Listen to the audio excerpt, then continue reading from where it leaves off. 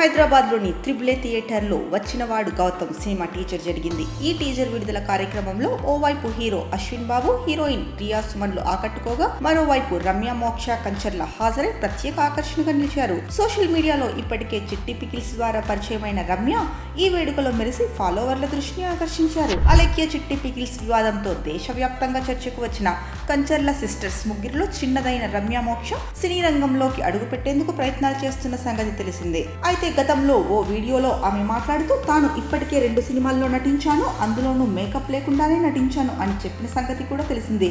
ఈ పరిస్థితుల మధ్య వచ్చినవాడు గౌతమ్ టీజర్ లాంచ్ ఈవెంట్ కు ఆమె హాజరయ్యారు. ఆ వేదికపై ఆమె పాల్గొనడం, మీడియాలో కనిపించడం ఇప్పుడు సోషల్ మీడియాలో వైరల్ అవుతోంది.